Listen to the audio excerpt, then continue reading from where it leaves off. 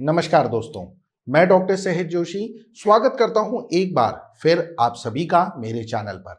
और आज इस वीडियो में मैं बात करने वाला हूं कॉर्न के बारे में।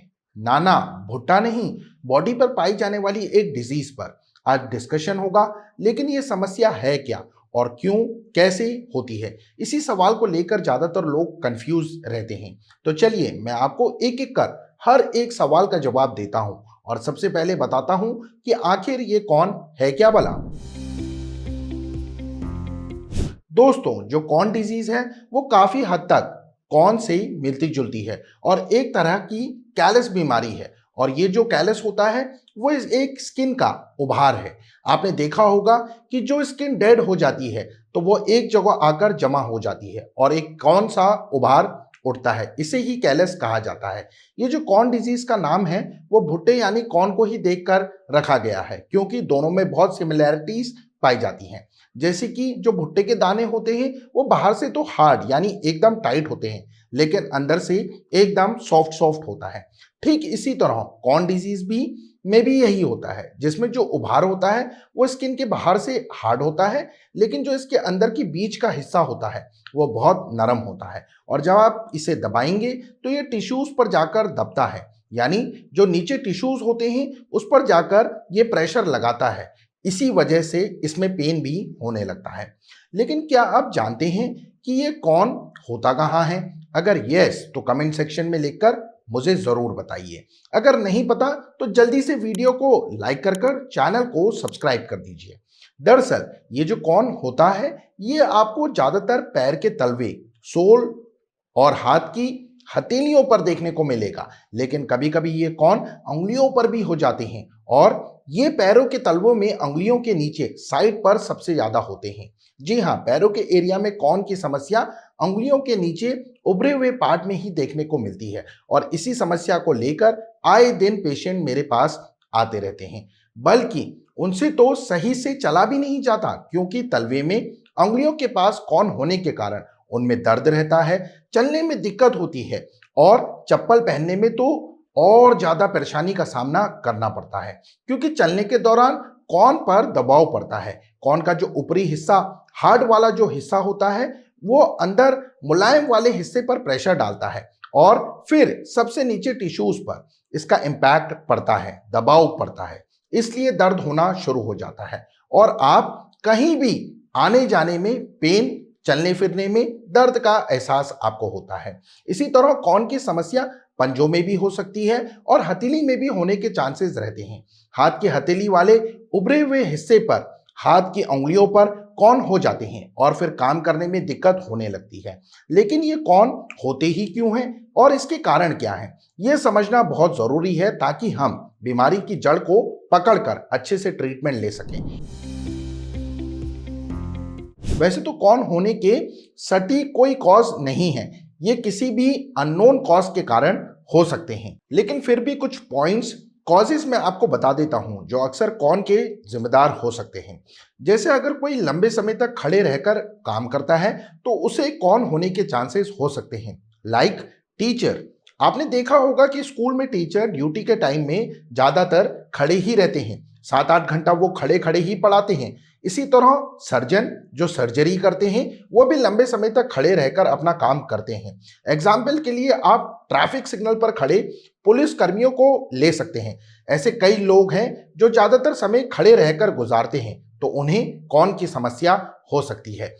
इसलिए मेरी सलाह यही है कि अगर आप कोई भी काम कर रहे हैं तो परमानेंट खड़े रहकर ना करें, थोड़ा थोड़ा ब्रेक लें और फिर काम करना शुरू करें।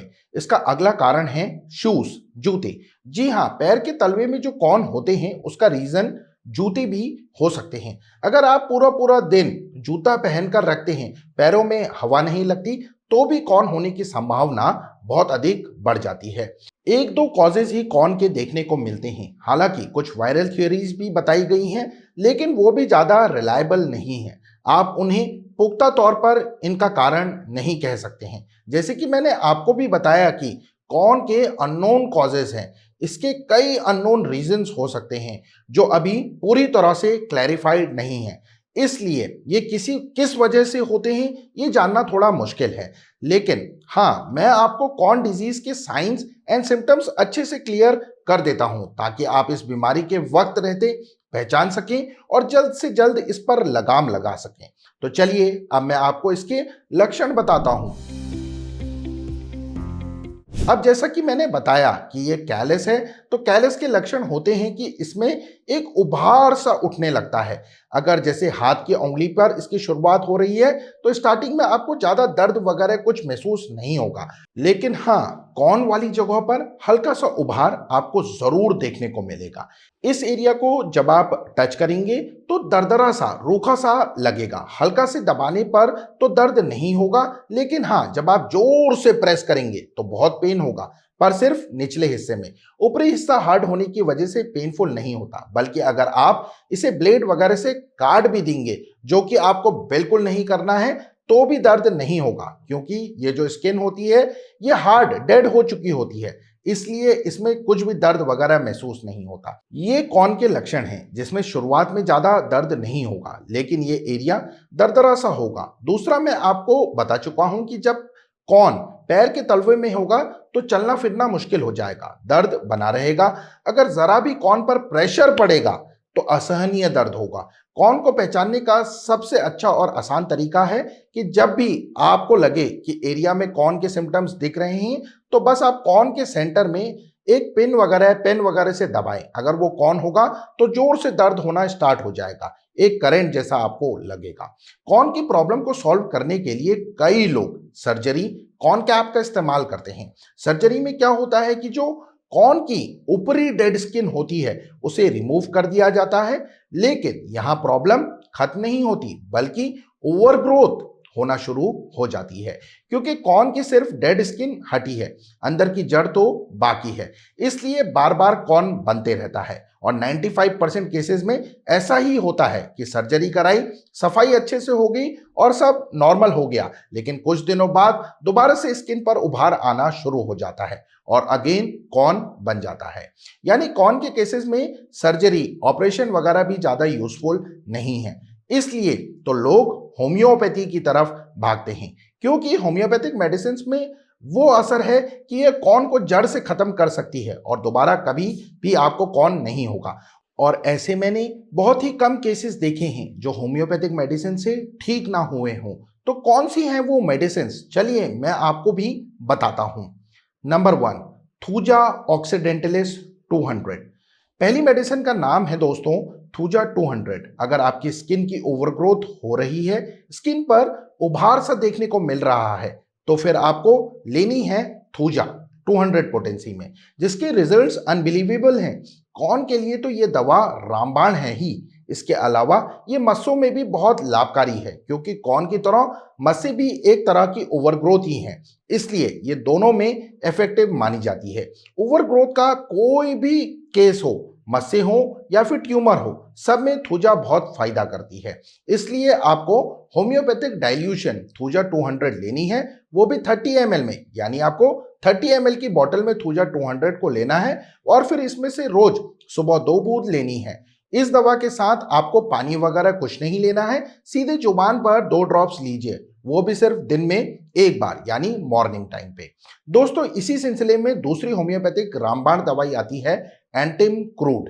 नेक्स्ट मेडिसिन है एंटिम क्रूड, जिसे आपको 200 पोटेंसी में ही यूज करना है। कॉर्न की प्रॉब्लम के लिए यह मेडिसिन भी बड़ी ही असरदार मानी जाती है, जिसे आपको दोपहर में लेना है। एंटिम क्रूड की 2 बूंदें आपको दोपहर में डायरेक्ट टंग पर लेनी है, लाइक फर्स्ट मेडिसिन थूजा 200। दोस्तों, नंबर 3 पर आती है पेट्रोलियम। अगर आपकी स्किन दरदरी सी हो गई है और मोटी सी महसूस हो रही है, कॉर्न में इचिंग सी, खुजली सी बनी हुई है, तो उसके लिए आपको लेनी है होम्योपैथिक डाइल्यूशन पेट्रोलियम 200। इसे आपको रात को यूज करना है और 2 बूंद डायरेक्ट जबान पर लेनी है। इस तरह आपको 3 दवाइयां सुबह, दोपहर और रात को लेनी है, और साथ ही आपको एक क्रीम ऑइंटमेंट भी यूज करनी है जिसका नाम है थूजा। जहां भी आपको कॉर्न हुआ है वहां आप इसे अप्लाई करें। आपको पूरा कॉर्न कवर करना है और फिर क्रीम के ऊपर कॉटन लगाकर उसे अच्छे से पेपर ट्रेप से कवर कर दीजिए। बस इन कुछ सिंपल बट इफेक्टिव मेडिसिन से आपका कॉर्न को पूरी तरीके से आप ठीक कर सकते हैं। उम्मीद करता हूं आपको मेरी जानकारी पसंद आई होगी। अगर यस तो वीडियो को भरपूर प्यार दीजिए, वीडियो को लाइक और शेयर कीजिए। और हाँ, अगर चैनल पर पहली बार विजिट किया है तो चैनल को सब्सक्राइब कर बेल आइकन को प्रेस जरूर करें। धन्यवाद। Thanks for watching.